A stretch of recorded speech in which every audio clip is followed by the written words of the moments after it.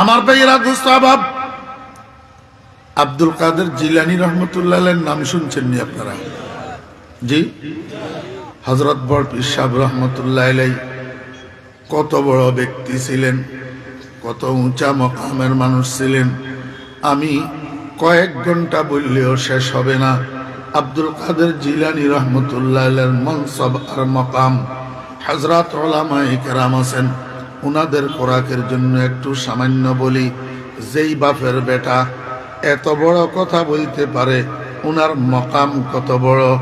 মুরিদি লা তাখাফ আল্লাহু রাব্বি, মুরিদি লা তাখাফ আল্লাহু রাব্বি, আতানি রিফাতান নিলতুল মালি, দারাস্তুল ইলমা হাত্তা সিরতু কুতুবান ওয়া নিলতুস সা'দা মিন মাওলাল মাওয়ালি, ওয়া কুল্লু ওয়ালিয়্যিন আলা কদমি ওয়া ইন্নী আলা কদমিন নবিয়্যি বদরিল কামালি। আল্লাহ, মাদ্রাসার তালবারা লেখিও কোথায় পাইবা? আমরা মরে গেলে আর পাওয়া যাবে না। মুরিদি লা তাখাফ আল্লাহু রাব্বি, আতানি রিফাতান নিলতুল মালি, দারাস্তুল ইলমা হাত্তা সিরতু কুতুবান ওয়া নিলতুস সা'দা মিন মাওলাল মাওয়ালি, ওয়া কুল্লু ওয়ালিয়্যিন আলা কদমি ওয়া ইন্নী আলা কদমিন নবিয়্যি বদরিল কামালি। আমার ভাইয়েরা, আপনারা যারা সর্বসাধারণ আছেন, আপনাদের এটা বুঝারও দরকার নেই, বুঝবেনও না। যাদের জন্য বলছি হযরত উলামায়ে কেরাম বুঝে ফেলছেন, এই জন্য আর অনুবাদও করলাম না। এমন দাবি একমাত্র আব্দুল কাদের জিলানী রহমতুল্লাহ আলাইহির মুখে শোভা পায়, অন্য বাপের বেটার মুখে শোভা পায় না। ওয়া কুল্লু ওয়ালিয়্যিন আলা কদমি ওয়া ইন্নী আলা কদমিন নবিয়্যি বদরিল কামালি। क्या बात है, আল্লাহ। আব্দুল কাদের জিলানী রহমতুল্লাহ আলাইহির বয়স যখন 5 বছর পূর্ণ হয়েছে, কয় বছর? এটা ঠান্ডা হয়ে গেছে, একটু গরম দেখ। আব্দুল কাদের জিলানী রহমতুল্লাহ আলাইহির বয়স যখন 5 বছর পূর্ণ হয়েছে, উনার আম্মা উনাকে নিয়ে গেছেন একটা হেফজখানায়, হাফেজিয়া মাদ্রাসায়। কোনটা বুঝেন? হাফেজিয়া মাদ্রাসায় আব্দুল কাদের জিলানী রহমতুল্লাহ আলাইহি ওই 5 বছর পূর্ণ হওয়া শিশু ছেলে আব্দুল কাদেরকে নিয়ে গেছেন একটা হাফেজিয়া মাদ্রাসায়। নিয়া কয়, হাবেশা হুজুর, এই যে আমার ছেলেটা আব্দুল কাদের বয়স 5 বছর পূর্ণ হয়েছে, এখনো কোনো মাদ্রাসায় ভর্তি করি নাই, কোনো শিক্ষকের সামনে বসাই নাই, এখনো কোনো লেখাপড়া করাই নাই। জীবনের শুরুতে প্রথম আপনার কাছে নিয়ে আসলাম, কারণ আমার দিলের আরজু আমার আব্দুল কাদের পরে যা হবে হবে। জীবনের শুরুতে প্রথমে একবার কোরআনে কারিমের হাফেজ হবে, এটা আমার দিলের আরজু। বুঝে নেই কি আরজু? কি পরে যা হবে হবে, প্রথমে একবার কি হবে? কোরআনে কারিমের হাফেজ হবে। ও বৈরাগী বাজারবাসী, আমার মুসলমান ভাইয়েরা, আপনারা আমরা সবাই মুসলমান তো? কি মুসলমান? আমাদের বাগে পড়ছে কোরআন, আমাদের বাগে পড়ছে কোরআন। কেমনে বাগে পড়ছে? আপনারা মিয়া সাহেব হন নাই, মাদ্রাসায় পড়েন নাই, কোরআনের হাফেজ হন নাই, কিন্তু আলহামদুলিল্লাহ হাফেজ হইছেন কিনা?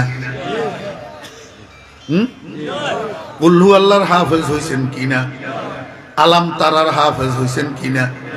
দোস্ত, আমাদের দেশে যে হিন্দু ভাইরা আছে, একটা হিন্দুর ছেলেকে যাইয়া বলেন না, এই রমেশ চন্দ্র একটু কুলহু আল্লাহটা তেলাওয়াত কর। রমেশ চন্দ্র বলবে, কুলহু আল্লাহ কোন জানোয়ারের নাম? আমি তো চিনি না। ঠিক না বে ঠিক? আমার বেরা দোস্ত আবাব, একটা মুসলমানের বাচ্চা 5 ওয়াক্ত নামাজ ঠিক মতো পড়ে না, রমজান মাসের রোজাগুলাও 30টা পুরা রাখে না, কিন্তু কুল হু আল্লাহটা মুখস্থ জানে। ঠিক না বেঠি? কুল হু আল্লাহু আহাদ আল্লাহুস সামাদ লাম ইয়ালিদ ওয়া লাম ইউলাদ ওয়া লাম ইয়াকুল লাহু কুফুয়ান আহাদ। এই মাহফিলের মধ্যে আপনারা যত মানুষ উপস্থিত হয়েছেন, আমার ধারণা সবাই কুল হু আল্লাহ মুখস্থ জানেন। কুল হু আল্লাহ জানে না এমন একজনও নাই, একজনও নাই। কিন্তু হরেশচন্দ্রের পোলা রমেশচন্দ্র কুল হু আল্লাহ জানে না, কুল হু আল্লাহ জানে না। কারণটা কি?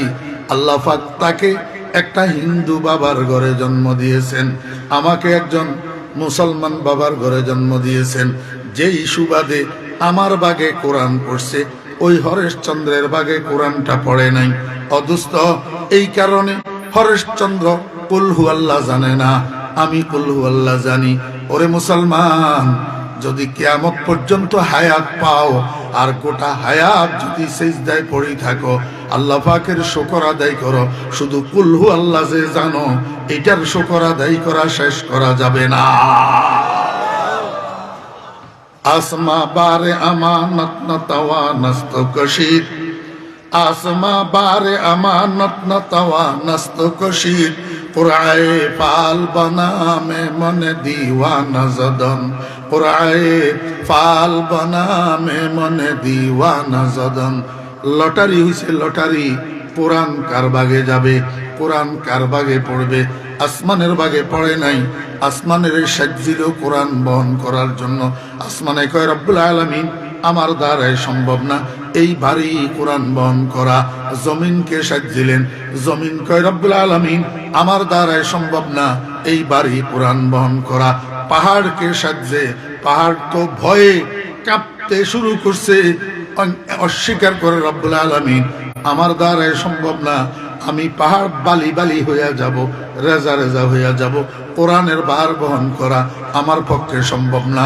শেষ পর্যন্ত এই কোরআনের ভার বহন করছে মুহাম্মাদুর রাসূলুল্লাহ সাল্লাল্লাহু আলাইহি ওয়াসাল্লাম এবং মুহাম্মাদুর রাসূলুল্লাহ সাল্লাল্লাহু আলাইহি ওয়াসাল্লামের উম্মত। এই উম্মতের বাগে পড়ছে কোরআন। অথচ আরো তো মানুষ আছে দুনিয়াতে, হিন্দু আছে, বৌদ্ধ আছে, ইহুদি আছে, খ্রিস্টান আছে, নাস্তিক আছে, আরো তো মানুষ আছে কারো বাগে কুল হু আল্লাহ পড়ে নাই। আমার আপনার বাগে কুল হু আল্লাহ পড়ছে। লটারিতে আমরা জিতছি। আসমা বারে আমানত না তাওয়া নস্ত কশি, কুরআয়ে পাল বনা মে মনে দিওয়ানা জদন। ও বেরা দোস্ত আহবাব, আমি আপনি মুসলমান, কোরআন আমার আপনার বাগে পড়ছে, রসুল আমার আপনার বাগে পড়ছে, আর সন্তান আল্লাহ আমাকে দান করছে। আমি সন্তানের জন্য আল্লাহর কাছে দরখাস্ত করি নাই। আল্লাহ যাকে চায় 7টা ছেলে দিয়া রাখে, যাকে চায় 7টা মেয়ে দিয়া রাখে, যাকে চায় মিক্স করে দে, 3টা ছেলে 3টা মেয়ে, 4টা ছেলে 3টা মেয়ে মিক্স করে দে। আর যাকে চায় শুধু দুনিয়ার ধন সম্পদ দৌলত, মিল কারখানা ইন্ডাস্ট্রি, শত সহস্র কোটি টাকার ব্যাংক ব্যালেন্সের মালিক বানাইয়া দে, কিন্তু বাপ ঢাকার জন্য একটা সন্তান তাকে দেয় না। আমার বেইরা দোস্ত বাপ, এতগুলা সন্তানের বাবা হইলেন, এতগুলা সন্তানের মা হইলেন, আপনার অন্তরে কেন এই আরজু আসলো না? আব্দুল কাদের জিলানী রহমতুল্লাহ আলাইহির মায়ের অন্তরে যে আরজু আসলো, হাফেজ সাহেব হুজুর আমার আরজু আমার ছেলেটা পরে যা হবে হবে, জীবনের শুরুতে কোরআনের হাফেজ হবে, এইরকম একটা আরজু আপনি মুসলমান আব্বার অন্তরে কেন আসলো না? এতগুলা সন্তানের বাবা হইলেন, একটা সন্তানকে আল্লাহর কোরআনের হাফেজ কেন বানাইতে পারলেন না?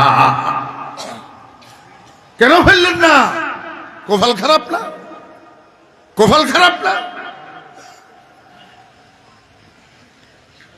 আব্দুল কাদের জিলানী রহমতুল্লাহ আলাইহির মায় কয়, হাফেজ সাহেব হুজুর আমার আব্দুল কাদেরকে আপনার সফরদ করলাম, আমাকে আপনি একটা হাফেজে কোরআন উপহার দিবেন।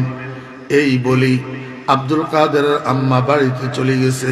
হাফেজ সাহেব হুজুর বলেন, বাবা আব্দুল কাদের আমার সামনে বসো, আমার মুখে মুখে বলো আউযু বিল্লাহি মিনাশ শাইতানির রাজিম, বিসমিল্লাহির রহমানির রহিম, আলহামদুলিল্লাহি রাব্বিল আলামিন, আর রহমানির রহিম। হাফেজ সাহেব হুজুর আব্দুল কাদেরকে শুরু থেকে শেষ পর্যন্ত সূরা ফাতিহাটা একবার পড়াইছেন। এরপরে আরো 5-7 বার 10 বার মুখে মুখে সূরা ফাতিহা আব্দুল কাদেরকে মশকে করাইছেন, অনুশীলন করাইছেন। এরপরে কয়, বাবা আব্দুল কাদের, দেখি পারো কিনা আমাকে একটু সূরা ফাতিহাটা মুখস্থ শোনাও। আব্দুল কাদের ওস্তাদজির আদেশ পাইয়া শুরু করছে, আউযু বিল্লাহি মিনাশ শাইতানির রাজিম, বিসমিল্লাহির রহমানির রহিম, আলহামদুলিল্লাহি রাব্বিল আলামিন, আর রহমানির রহিম, মালিক ইয়াউমিদ্দিন। শুরু থেকে শেষ পর্যন্ত আলহামদু শরীফ সূরা ফাতিহা আব্দুল কাদের ওস্তাদজিকে মুখস্থ শুনাইলেন। আল্লাহু আকবার। আব্দুল কাদের সূরা ফাতিহা শেষ করছে, কিন্তু তেলাওয়াত শেষ হয় নাই। সূরা ফাতিহার তেলাওয়াত যখন শেষ হইছে, আব্দুল কাদের থামে না। এইবার বলে, বিসমিল্লাহির রহমানির রহিম, আলিফ লাম মিম, যালিকাল কিতাব লা রাইবা ফিহি হুদাল লিল মুত্তাকিন। আব্দুল কাদের তেলাওয়াত করতেছে, হাফেজ শাহ হুজুর শুনে আছে। আমার বেয়েরা, তেলাওয়াত শুরু করছে তো করছে, আব্দুল কাদের তো আর থামে না। একেবারে কোরআন শরীফ তেলাওয়াত করতে করতে করতে করতে 18 পারাতে যাইয়া থামছে। কয় পারায়? 18 পারায়। ভিতরে ভিতরে হাফেজ শাহ হুজুর অবাক, কিরে পড়াইলাম শুধু সূরা ফাতিহা, শুনাইতে কইলাম শুধু সূরা ফাতিহা, মায়ে বলি গেল এই পর্যন্ত কোনো মাদ্রাসায় ভর্তি করে নাই, কোনো শিক্ষকের সামনে বসায় নাই, কোনো লেখাপড়া করায় নাই। আর এদিকে আব্দুল কাদের আমাকে 18 পারা মুখস্থ শুনাই দিল কেমনে? ঘটনা কি? এই কে আসিস? আব্দুল কাদেরের মাকে খবর দে। আব্দুল কাদেরের মাকে খবর দেওয়া হয়েছে। আব্দুল কাদেরের মা আসছে। হাফেজ শাহ হুজুর কয়, বোন আপনি আমার সাথে মিথ্যা কথা বললেন কেন? মহিলা কয়, হুজুর কি মিথ্যা কথা বলছি? হুজুর কয়, আপনি না বললেন আপনার ছেলেকে কোনো মাদ্রাসায় ভর্তি করেন নাই, কোনো লেখাপড়া করার নাই, কোনো শিক্ষকের সামনে বসান নাই, তাহলে আমি আব্দুল কাদেরকে শুধু সূরা ফাতিহা পড়াইলাম, সূরা ফাতিহা শুনাইতে কইলাম। এখন সূরা ফাতিহা তো আব্দুল কাদের শুনাইলো, সাথে 18 পারা কোরআন শরীফ আমাকে মুখস্থ শুনাইয়া দিল। আপনি বললেন কোনো লেখাপড়াই করে নাই, কোনো মাদ্রাসায় ভর্তি হয় নাই, তাহলে আব্দুল কাদের 18 পারা কোরআন শরীফ মুখস্থ করলো কোথায়? হেফজ করলো কোথায়? 18 পারার হাফেজ কেমনে হইল? আব্দুল কাদেরের মায় কয়, হুজুর ওয়া রাব্বিল কাবা, আমি কাবার কসম করি বলতেছি, আমার আব্দুল কাদের আমার গর্ভ থেকে ভূমিষ্ঠ হওয়ার পর থেকে অদ্যাবধি পর্যন্ত কোরআন শরীফ হাতে নেওয়ার সুযোগও পায় নাই।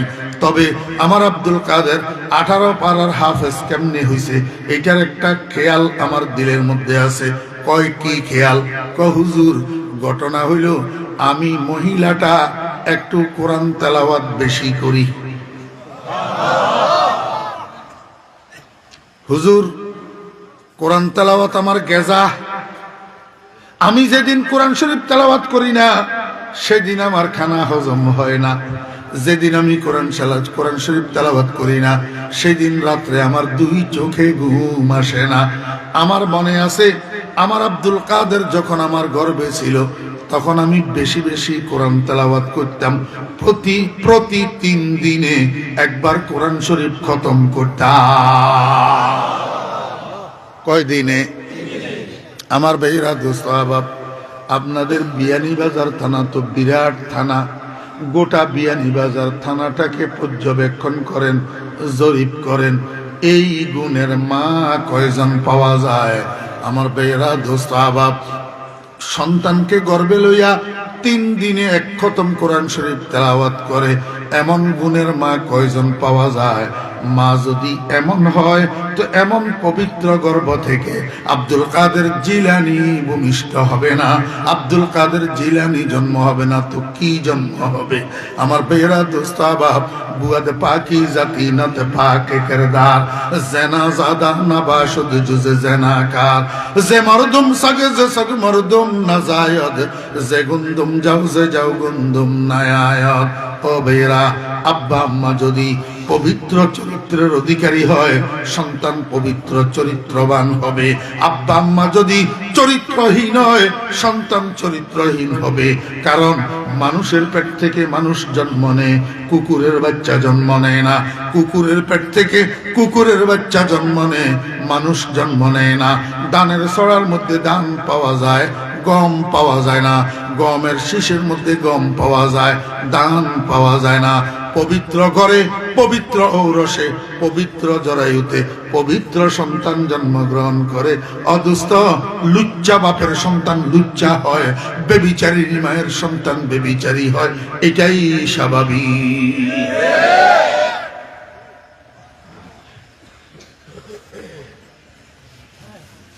একটা উদাহরণ মনে আসছে, বড় সুন্দর, কইতাম নি? টাইম কত? 10:30। আচ্ছা, তাহলে বলা যাবে। আমার স্বাস্থ্যে অনুমতি দিতেছে না, গলা ভাঙ্গা তো, নিঃশ্বাস ছোট, তারপরেও একটু বলি। আল্লাহ, মিশরের প্রধানমন্ত্রী আজিজে মিশর, আজিজে মিশরের বউয়ের নাম জোলেখা। বউয়ের নাম জোলেখা। এই জোলেখা ইউসুফ আলাইহিস ইসলামের রূপে পাগল ছিল। বাপের বাড়িতে থাকাকালীন 3 রাত্র স্বপ্ন দেখছে। স্বপ্নের মধ্যে ইউসুফ আলাইহিস ইসলামের রূপ দেখি পাগল হইয়া গেছে। স্বপ্নের মধ্যে ইউসুফ আলাইহিস ইসলাম থেকে পরিচয় পাইছে মিশরের প্রধানমন্ত্রী। এখন তালাশ করতে করতে, আল্লাহু আকবার, মুলকে শাম, এই যে ভূমিকম্প হলো সিরিয়া, এই সিরিয়াতে জোলেখার বাপের বাড়ি ছিল। আমার ভাইয়েরা, দোস্ত আহবাব, ঘর বাড়ি ছাড়ি, মা বাপ ছাড়ি, ধন সম্পদ ছাড়ি, সব কিছু ত্যাগ দিয়া জোলেখা মিশর আসছে স্বপ্ন দেখা বন্ধুকে পাওয়ার জন্য। দুর্ভাগ্যবশত আজিজ মিশরের বাসভবন পাইছে, কিন্তু ইউসুফ আলাইহিস ইসলামকে পায় নাই। উসিলা স্বরূপ আজিজ মিশরের কাছে বিয়ে বসছে স্বপ্ন দেখা বন্ধুকে পাওয়ার জন্য। বিয়ে বসছে যে আল্লাহর হুকুম, আগদ হওয়ার সাথে সাথে, বিয়ে হওয়ার সাথে সাথে আল্লাহর হুকুমে জোলেখার স্বামী আজিজ মিশরকে আল্লাহ পাক মৃত্যু পর্যন্ত জন্য হিজলা বানাইয়া দিছে, পুরুষত্ব শূন্য বানাইয়া দিছে। এখন এই পুরুষত্ব শূন্য স্বামীর ঘর করে জোলেখা, আর সকাল বিকাল স্বপ্ন দেখা বন্ধুরে তালাশ করে। সংবাদ পাইছে মিশরের বাজারে গোলাম একটা বিক্রি হইতেছে, সেইখানে গেছে জোলেখা। গোলামের চেহারার দিকে তাকাইয়া জোলেখা বেহুশ হইয়া পড়িয়া গেছে। কিরে, এইটা না আমার সেই স্বপ্ন দেখা বন্ধু? আল্লাহু আকবার।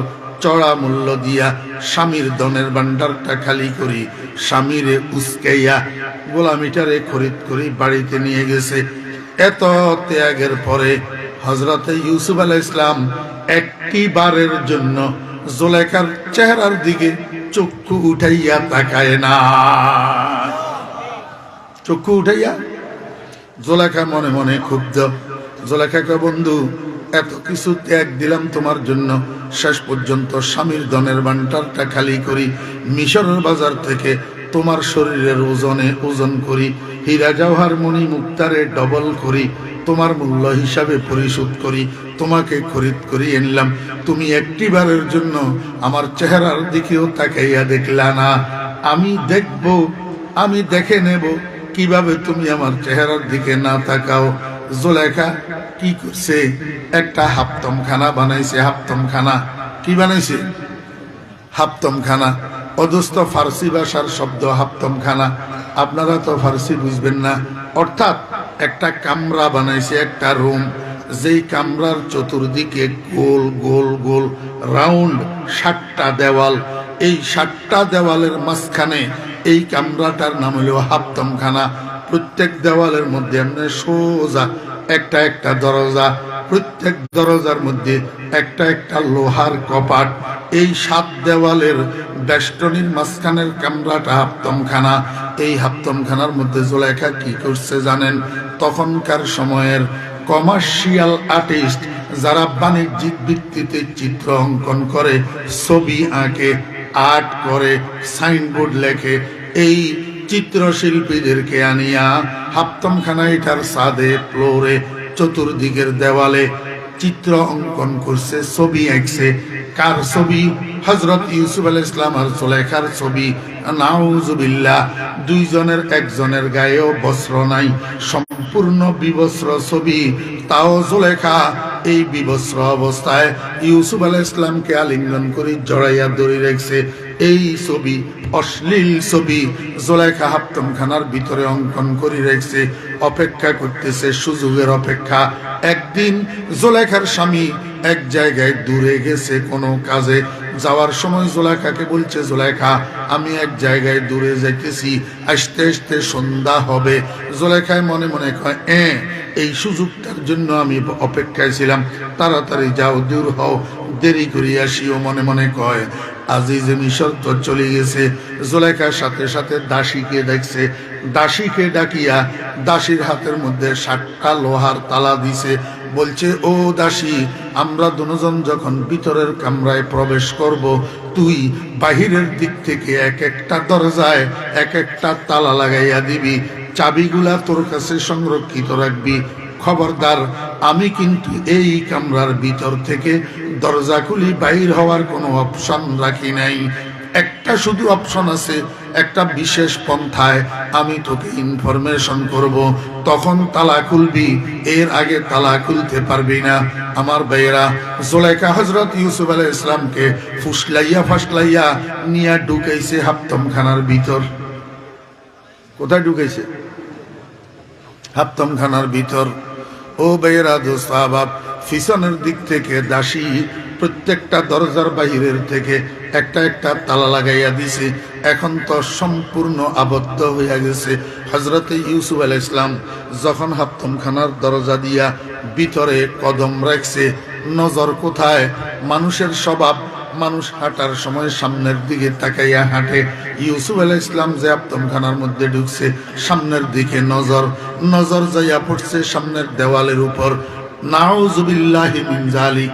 এই অশ্লীল ছবির উপর হযরত ইউসুফ আলাইহিস সালামের নজর যখন পড়ছে, একটা সেকেন্ড দেওয়ালের এই চিত্রের উপর ইউসুফ আলাইহিস সালামের নজর স্থির হয় নাই।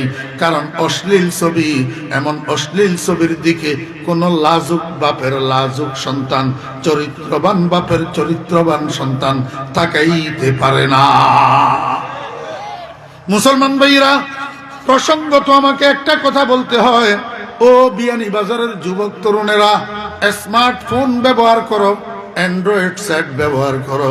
আব্বা আম্মাকে আব্বা আম্মার রুমের মধ্যে শোয়াইয়া এবার নিজের রুমের মধ্যে ঢুকে ভিতর থেকে দরজাটা বন্ধ করিয়া ইন্টারনেটের সহযোগিতায়, গুগলের কেরামতে, ইউটিউবের এহসানে, ফেসবুকের দয়ায় তোমরা মুসলমানের সন্তানেরা রাত্রের 11টা থেকে 3টা পর্যন্ত অশ্লীল ছায়াছবি, অশ্লীল ডান্স, অশ্লীল গান বাজনার মধ্যে ডুবে থাকো, অশ্লীল ছবিগুলা যে উপভোগ করো।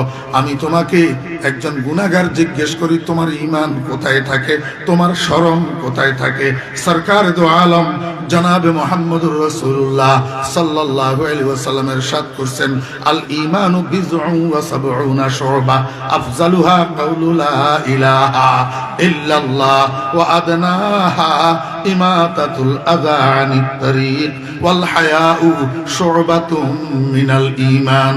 আল্লাহর হাবিব তো বলছেন, ঈমানের ৭৭টা শাখা আছে, তার মধ্যে সর্বোত্তম শাখা লা ইলাহা ইল্লাল্লাহ। এই কথাটা মুখে বলা, এর মর্মটা অন্তরে বিশ্বাস করা। আর সর্বনিম্ন শাখা, রাস্তায় যদি মানুষের কষ্টদায়ক কোনো বস্তু পড়ে থাকতে দেখো, সেটাকে সরাইয়া দেওয়া। আল্লাহর হাবিব বলেন, ওয়াল হায়াউ শুবাতুম মিনাল ঈমান। লজ্জা, শরম, এটা ঈমানের একটা শাখা। এজন্য নবীজি বলেন, লা ঈমান লিমাল্লাহ হায়া আলাহু। যার কাছে শরম নাই তার কাছে ঈমানও নাই, যার কাছে লজ্জা নাই তার কাছে ঈমানও নাই। ও মুসলমানের সন্তানেরা, এই অশ্লীলতার দিকে যখন তুমি তাকাও তখন তোমার শরম কোথায় থাকে? যদি শরম তোমার না থাকে তাহলে তো বোঝা যায় তোমার ঈমানও নাই, ঈমানের মধ্যেও ঘাটতি। ও মুসলমানের সন্তানেরা, এই কাজের থেকে ফিরে আসো, এই কাজের থেকে বিরত হও। যত অশ্লীল কথা আছে, যত অশ্লীল কাজ আছে, যত অশ্লীল পিকচার আছে, যত অশ্লীল ছায়াছবি আছে, এগুলা উপভোগ করার থেকে ফিরে আসো। যদি আল্লাহর হাবিবের সুপারিশ কিয়ামতের ময়দানে পাইতে চাও, অশ্লীলতা পরিহার করো। আমার ভাইয়েরা, হযরতে ইউসুফ আলাইহিস সালাম দেওয়ালের উপরে দৃষ্টি স্থির করতে পারে নাই, অনিচ্ছাকৃতভাবে দৃষ্টি নিচের দিকে নেমে গেছে, ফ্লোরের দিকে তাকাইছে। নাউজুবিল্লাহ, দেখে ফ্লোরের মধ্যেও এই অশ্লীল, সাথে সাথে উপরের ছাদের দিকে তাকাই গেছে, ছাদের মধ্যেও দেখে অশ্লীলতা। ডাইনের দেওয়ালে তাকাইছে, সেখানেও দেখে অশ্লীলতা। বামের দেওয়ালে তাকাইছে, সেখানেও দেখে অশ্লীলতা।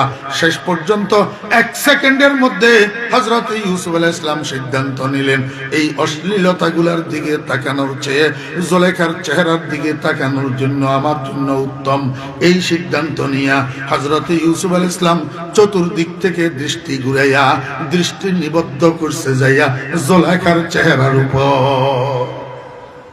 কোন দিকে তাকাইছে?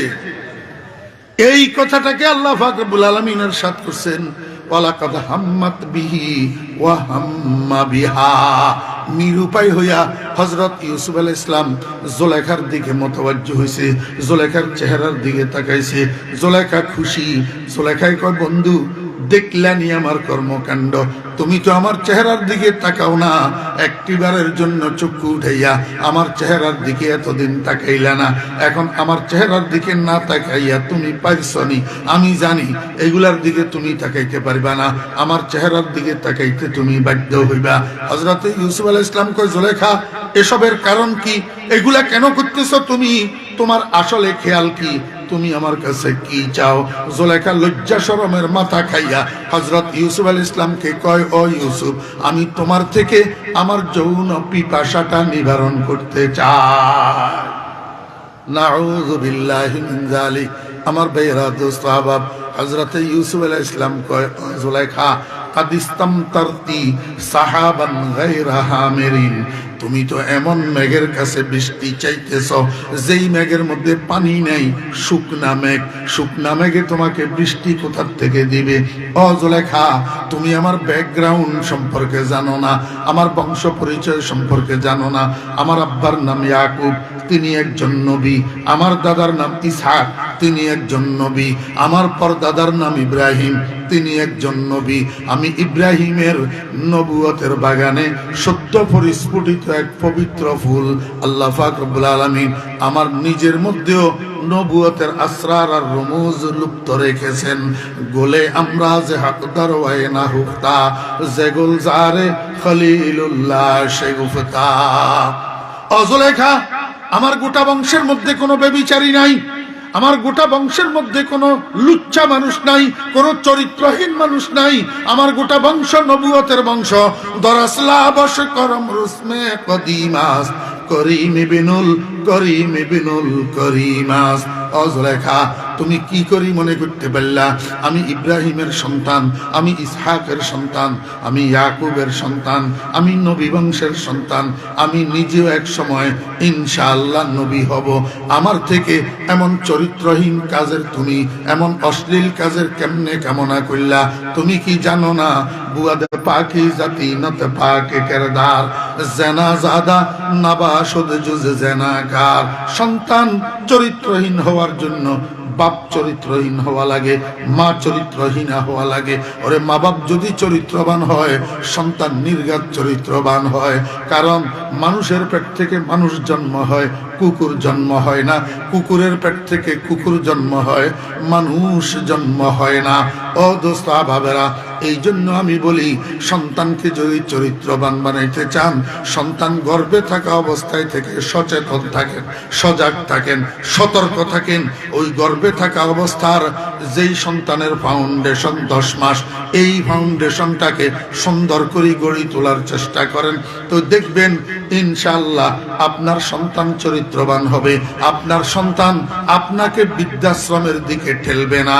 আপনার সন্তান, আপনারা বুড়া বুড়িকে বাড়িতে রাখি বউ লইয়া সিলেট শহরে বাসা ভাড়া করে থাকবে না। আপনার সন্তান, করোনায় আপনি মারা গেছেন হসপিটালে, ডাক্তার ফোন করছে, স্যার আপনার আব্বা তো মারা গেছে, আপনার আব্বাকে নিয়ে যান, দাফন কাফনের ব্যবস্থা করেন। স্যারে কয়, ডাক্তার সাহেব এই পরিস্থিতিতে আমরা হাসপাতালে আসতে পারবো না, আমার আব্বাকে আঞ্জুমানে মফিদুল ইসলামকে দিয়ে দেন, উনারা দাফন কাফনের ব্যবস্থা করুক, আমরা যাব না। এমন সন্তান আপনার হবে না যদি সন্তানের ফাউন্ডেশনটা সঠিকভাবে গড়ে তোলেন। কারণ এর দ্বারা সন্তানের যে হক আপনার উপর, সেটা আদায় হবে।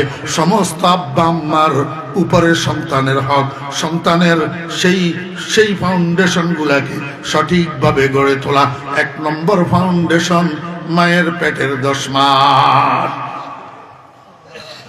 আমার ভাইরা দোস্ত আহবাব, 2 নম্বর ফাউন্ডেশন, যেদিন সন্তান ভূমিষ্ঠ হয়েছে সেদিন থেকে 5 বছর পূর্ণ হওয়া পর্যন্ত এই 5 বছর সন্তানের জীবনের ফাউন্ডেশন। এই ফাউন্ডেশন সঠিকভাবে গড়ে তুলবে কে? মা, বাপ না অন্য কেউ? 1 নম্বর দায়িত্বশীল মা বাপ। মা বাপের দ্বারা সন্তানের আল্লাহু আকবার ফাউন্ডেশন গড়ে উঠবে। কেমনে ফাউন্ডেশন গড়বেন?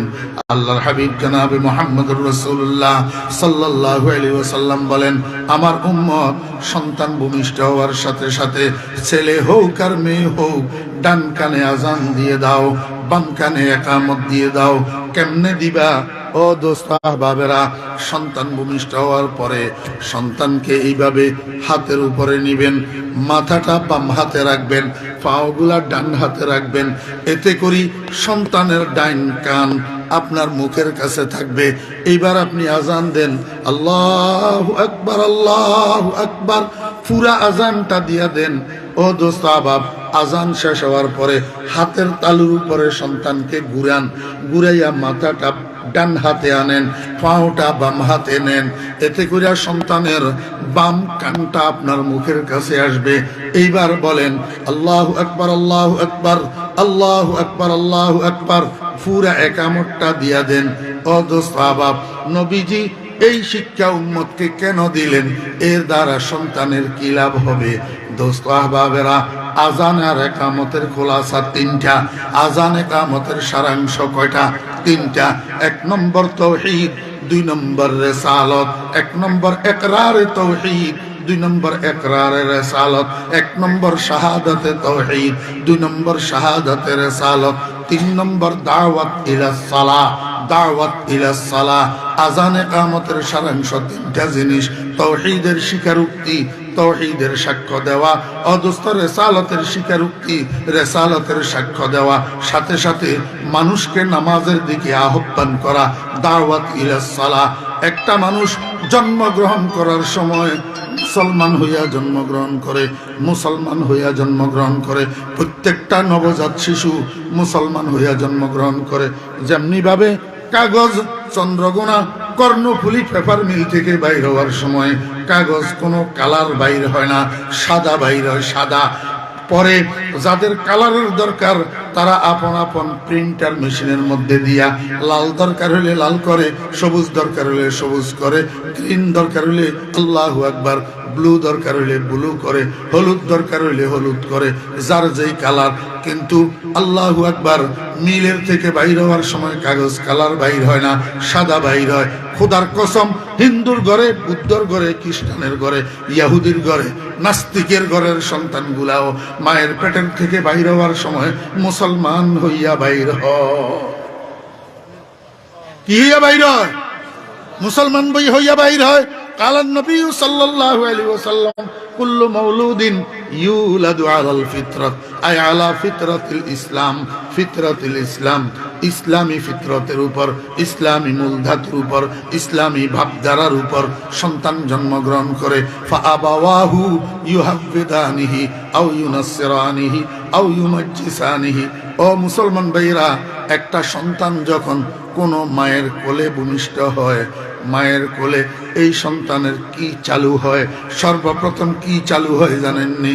আল্লাহু আকবার। আমরা যে মায়ের পেট থেকে ভূমিষ্ঠ হই, ভূমিষ্ঠ হওয়ার পরে চোখ, কান, হাত, পাও সবগুলা ইনঅ্যাক্টিভ থাকে, কার্যকরী ক্ষমতা থাকে না। এমনি দেখতে দেখা যায় চোখ খোলা, কিন্তু আসলে দৃষ্টি শক্তি নাই। দেখতে দেখা যায় কান খোলা, কিন্তু আসলে শ্রবণ শক্তি নাই। ও ভাইরা, বাক শক্তি নাই যে এটা তো আপনারা বুঝেন। ওই ধরার শক্তি, চলার শক্তি নাই, এটা তো আপনারা বুঝেন। ওই ব্রেইনের মধ্যে গবেষণা শক্তি, জ্ঞান আহরণের শক্তি, জ্ঞান সেভ করার শক্তি নাই, এটা তো আপনারা বুঝেন। ওই দোস্ত, চোখ খোলা মনে হয় যেন তাকে রয়েছে, আসলে দৃষ্টি শক্তি নাই। কান খোলা মনে হয় যেন শুনতেছে, আসলে শ্রবণ শক্তি নাই। আল্লাহ পাক রব্বুল আলামিন কয়, ওয়াল্লাহু আখরাজাকুম মিন বুতুনি উম্মাহাতিকুম লা তা'লামুনা শাইআ ওয়া জা'আলা লাকুমুস সামআ ওয়াল আবসারা ওয়াল আফইদা লাআল্লাকুম তাশকুরুন।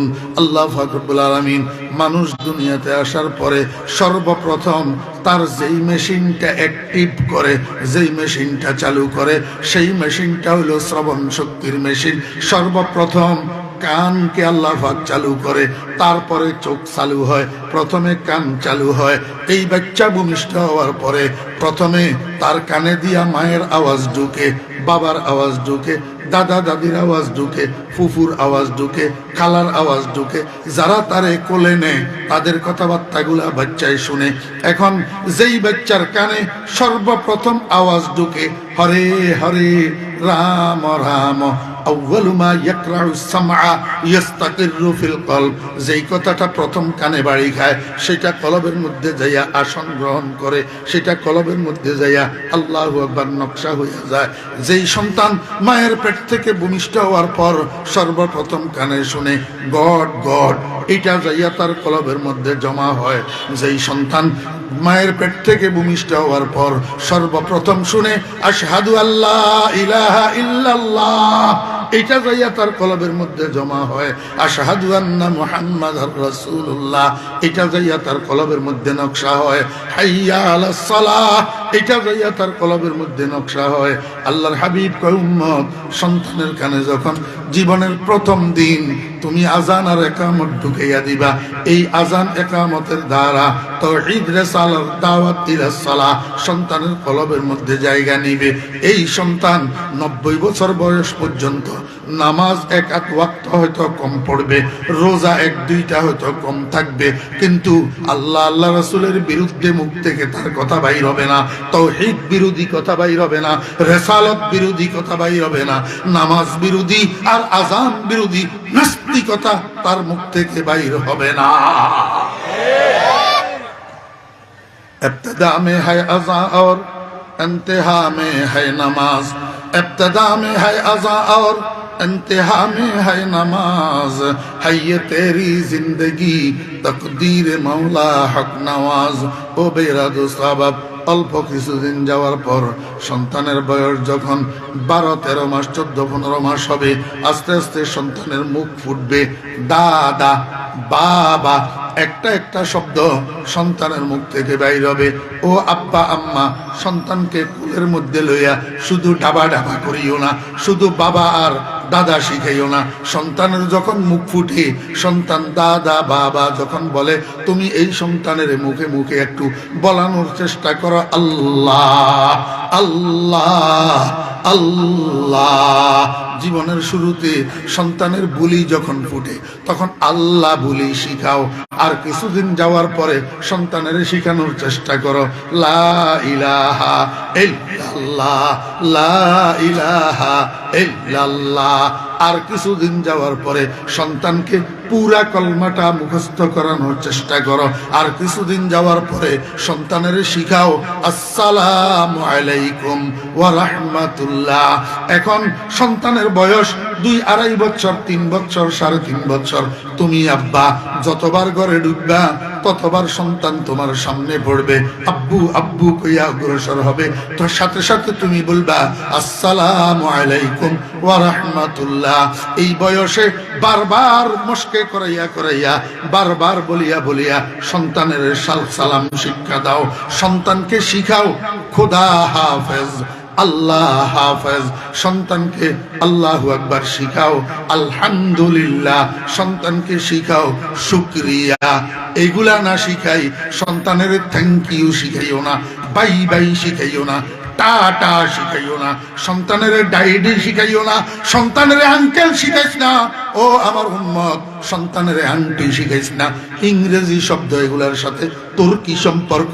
ইংরেজির সাথে তোর সম্পর্ক হবে একজন মানুষ ভাত খাইতে বসছে, তার সাথে লবণের যেরকম সম্পর্ক। ভাত যতটা নেই প্লেটে, তরকারি এতটা নেয় না, তরকারি যতটা নেয় লবণ এতটা নেয় না। লবণ পরিমাণ মতো নেয়, পরিমাণের থেকে বেশি লবণ নিলে ভাত এগুলা আর খাওয়া যায় না, এগুলা অখাদ্যে পরিণত হয়।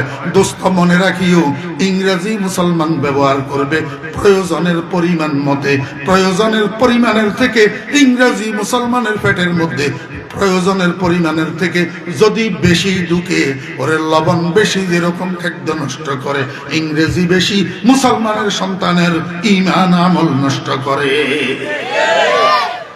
কি শিখাইবা? সালাম। কি শিখাইবা? খোদা হাফেজ। কি শিখাইবা? শুকরিয়া। কি শিখাইবা? আলহামদুলিল্লাহ। কি শিখাইবা? আব্বু। কি শিখাইবা? আম্মু। কি শিখাইবা? চাচ্চু। কি শিখাইবা? আল্লাহু আকবার। খালামণি। কি শিখাইবা? পুপুমণি। আঙ্কেল শিখাইও না, আন্টি শিখাইও না। এখন তো খুশি লাগের, এখন তো খুশি লাগের এইগুলা সন্তানের শিখাইতেছ, কিন্তু মনে রাখিও একটা সময় এমন আসবে এই সন্তান তোমার জানের দুশ্মন হইয়া যাবে, তখন সন্তানকে আর কন্ট্রোল করতে পারবা না। আমার বেয়েরা দোস্ত বাপ আসি মিয়া সাহেবের কাছে কান্দে।